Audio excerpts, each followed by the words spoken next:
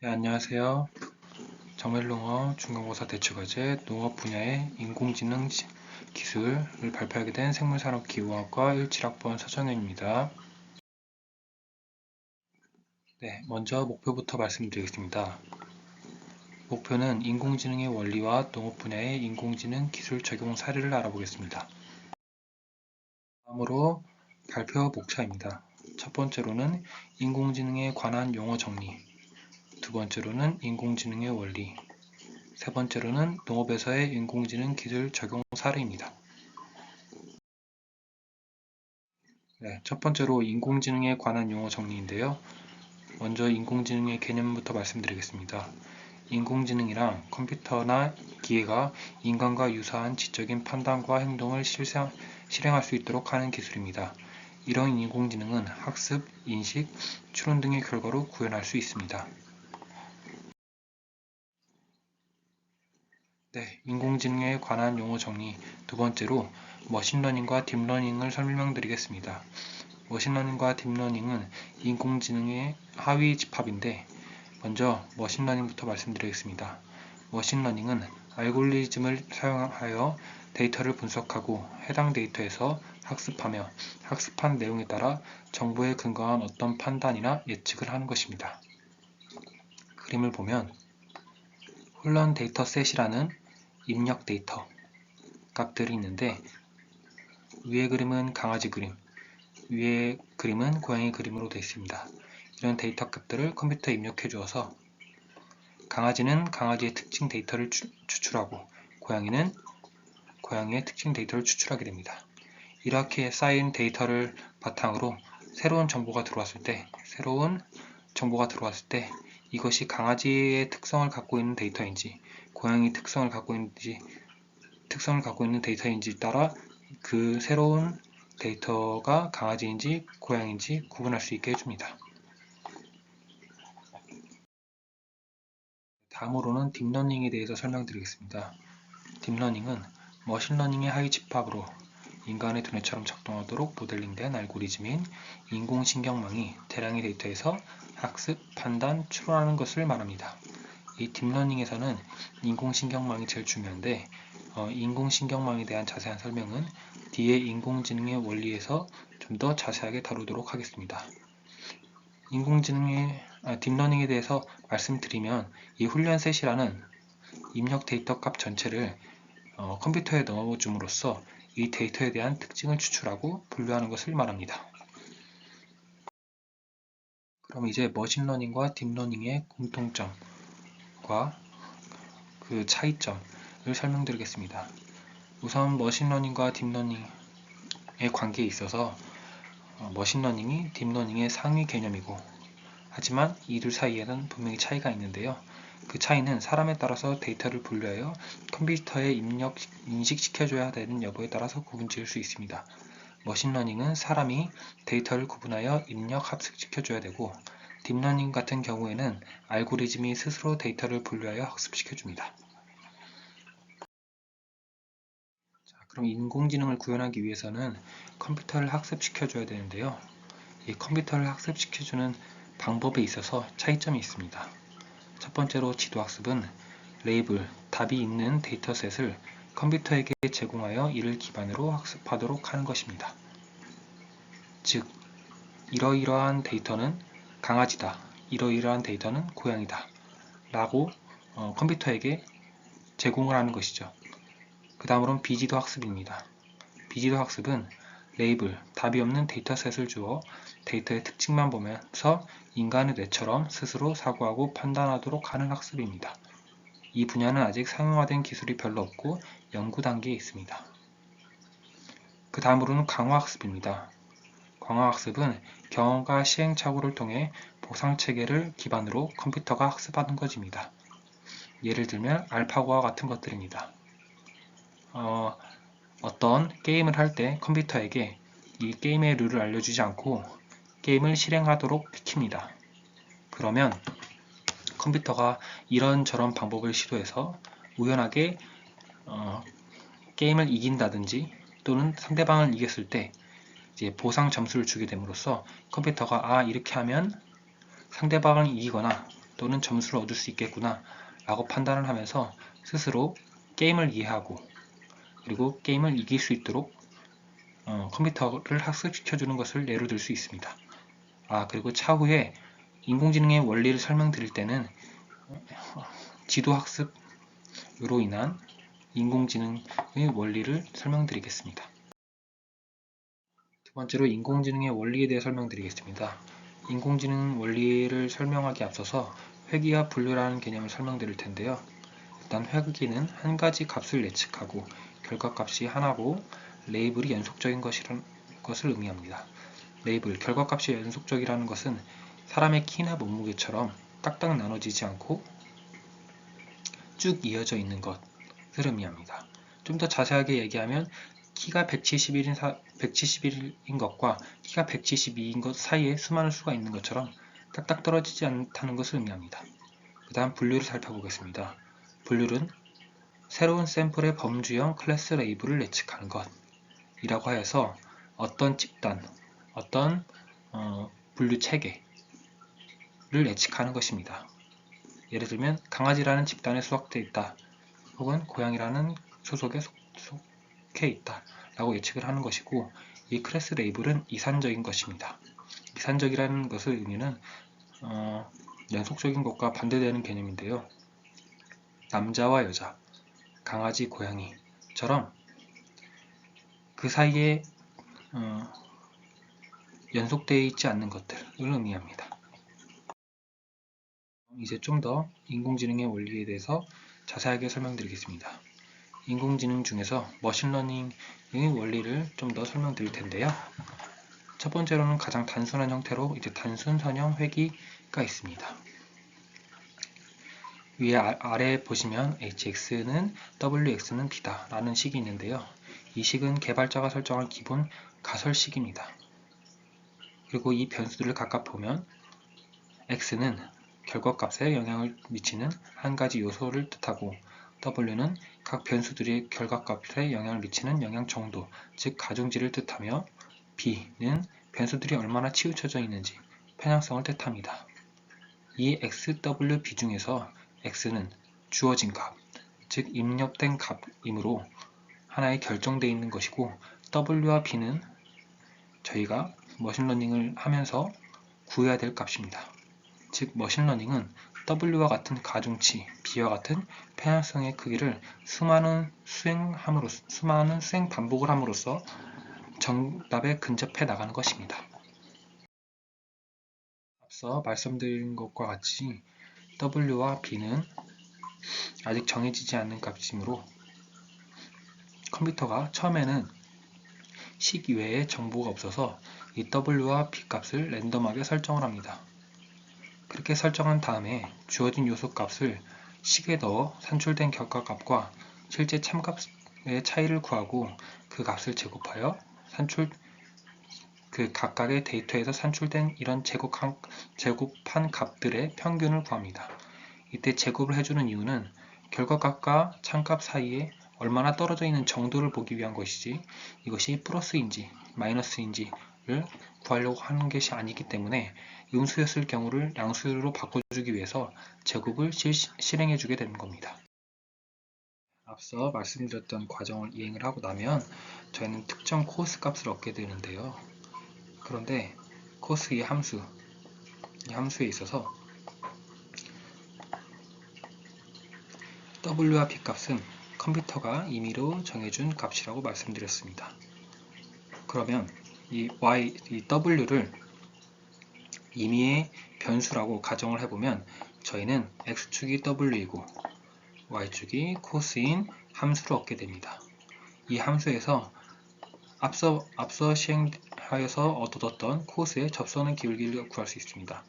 저희는 이 접선의 기울기로 코스 값을 이동시켜서, 즉 가중치를 이동시킬 수 있습니다. 예를 들면 앞서 말씀드렸던 코스 값이 이 함수에 있어서 기울기가 마이너스 3일 경우를 가정해 봅시다. 이 3일 경우를 가정했을 때 이 w 값, 그 코스 값이 최소화 되기 위해서 저희는 이 w 값을 오른쪽으로 이동시켜야 됩니다. 이 마이너스 뒤에 있는 3, 이 숫자가 크면 클수록 좀 더 많이 이동해야 되겠죠. 이렇게 가중치 W를 조정해 주는 것을 저희는 경사강화법 알고리즘이라고 합니다. 네, 다음으로는 요소의 종류가 2가지 이상이었을 때 회귀를 말씀드리겠습니다. 앞서 말씀드린 설명은 요소의 종류가 1가지였을 텐데요. 요소의 종류가 2가지인 경우도 당연히 있겠죠. 그랬을 경우에는 저희는 매트릭스, 행렬의 곱수를 이용합니다.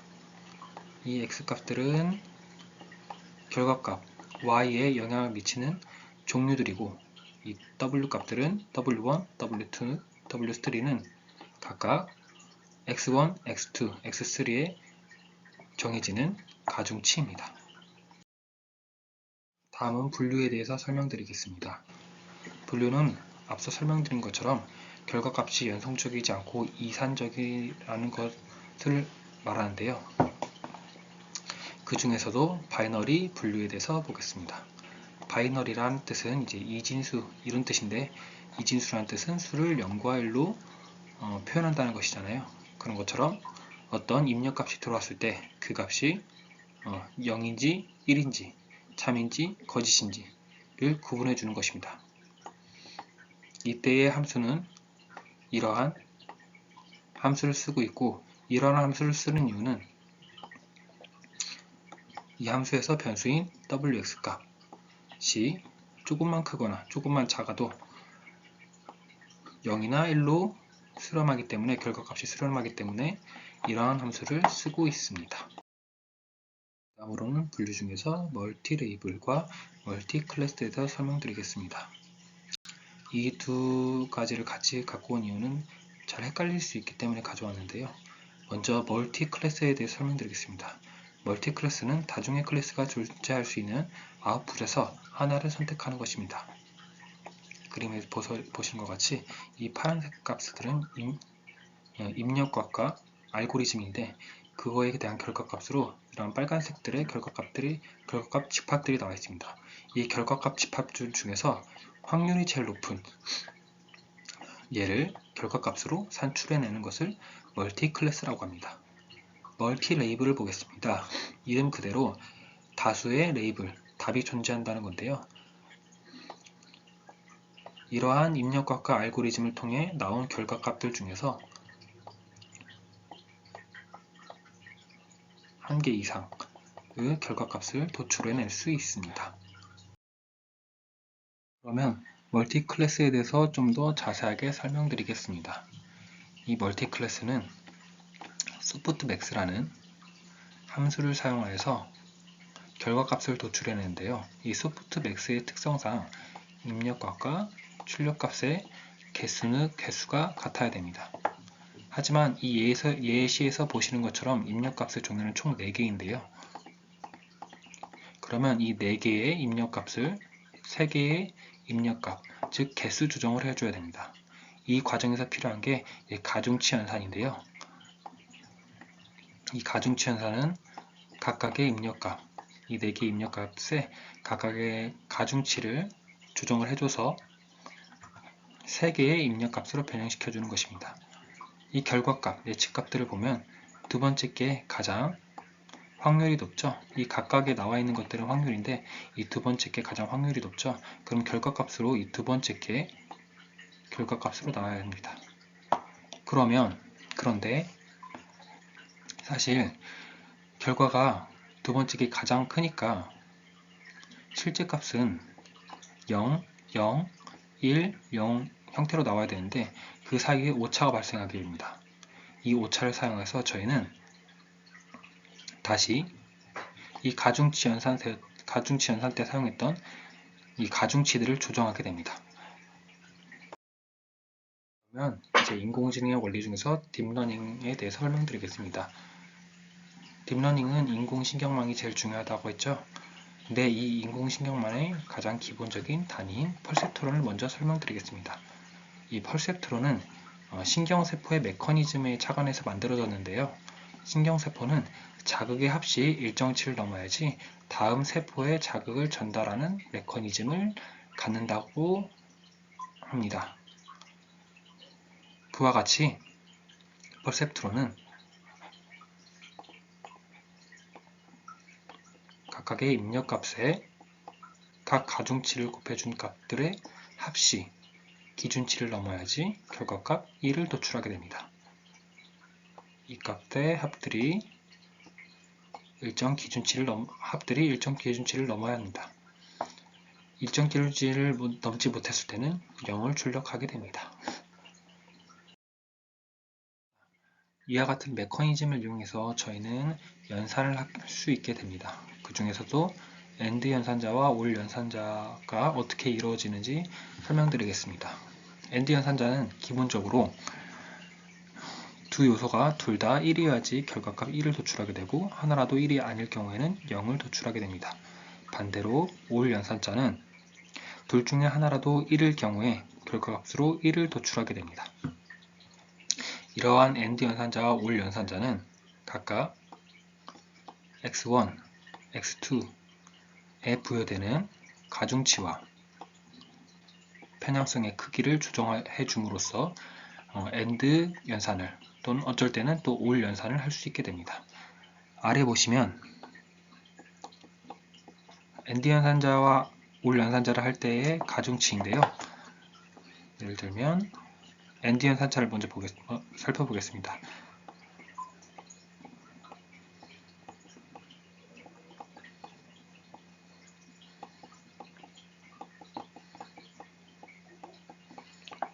이게 만약에 1과 1이었을 때 결과값은 3이 되겠죠. 3이 되고 반대로 0과 1이었을 때는 마이너스 2, 1과 0이었을 때도 마이너스 2, 0과 0이었을 때는 마이너스 7을 도출하게 되고 이 중에서 0을 넘는 값, 즉 3인 값, 1과 1이었을 때만 결과값으로 1을 도출하게 됩니다. 다음으로는 XOR 연산자를 보겠습니다. XOR 연산자는 기본적으로 두 수가 같았을 때는 0을 산출하게 되고 두 수가 달랐을 때는 1을 산출하게 되는데 앞선 AND 연산자와 OR 연산자는 이런 식으로 선형적으로 하나의 선형으로 0과 1을 구분할 수 있었는데 XOR 연산자는 그렇지 못합니다.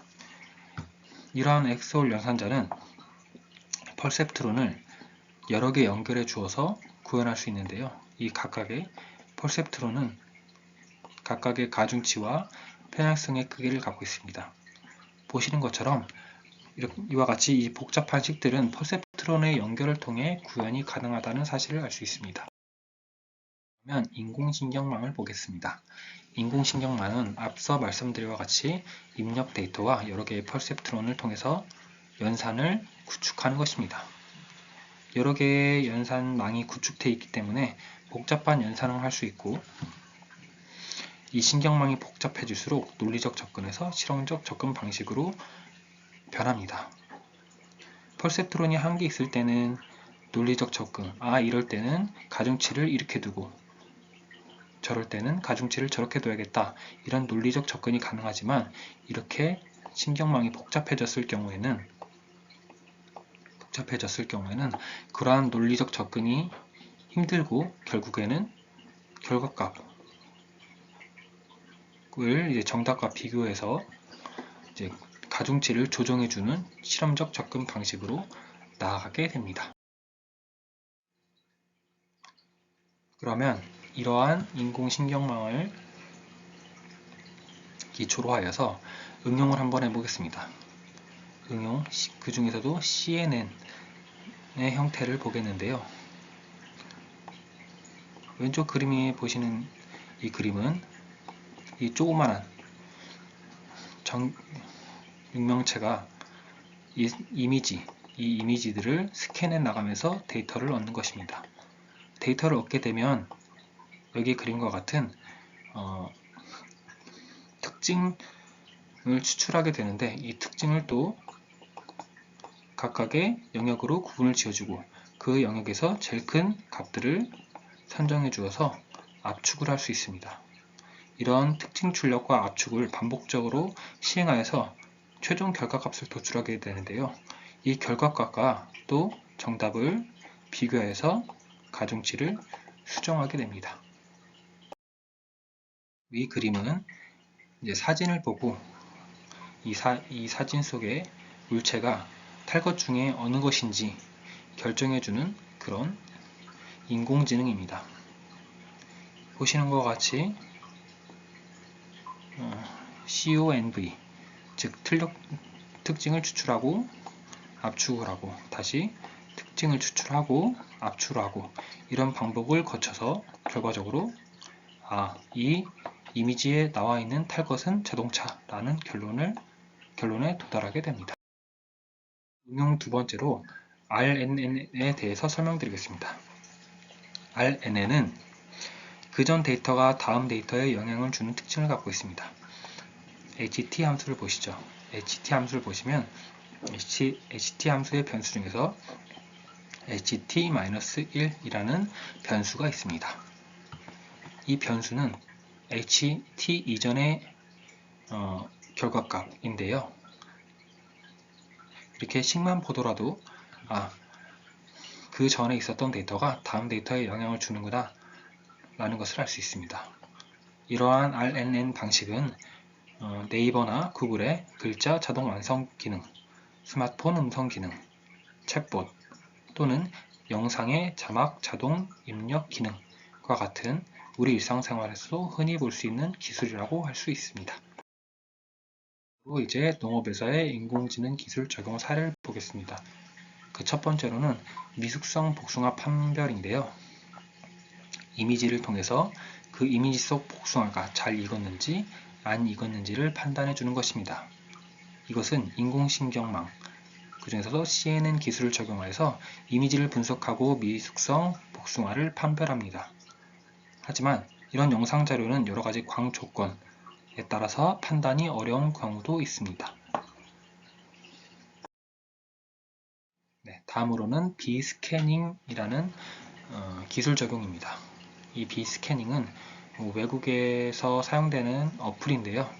이 어플을 통해서 벌들의 건강 상태나 벌들의 양육 상태를 확인하는 것입니다. 벌들의 콜로니아 가까이에 기생하여 생명을 잃게 하는 진드기인 꿀벌, 응애와 같은 해충의 징조, 알고리즘을 통해서 그것을 찾아내고 벌들에게 미리 조기 조치를 취할 수 있게 해주는 기술입니다. 마지막으로 토양 분석 및 잡초 제거 로봇 시스템에 대해서 살펴보겠습니다. 왼쪽에 있는 그림이 그 로봇의 구조인데요. 앞에서는 센서를 통해서 데이터를 입력받고 그 데이터된 입력값을 가지고 AI 기술로 정보를 처리한 다음에 마지막으로 잡초를 제거하는 작업을 하게 됩니다. 이러한 로봇은 GNN 위성 측정 시스템을 도입하여서 인공신경망 기법으로 분석한 정보를 통해 자동으로 토양의 상태를 판단하고 농작업, 이 기계에서는 잡초 제거를 수행하게 됩니다. 이상으로 발표 마치겠습니다. 감사합니다.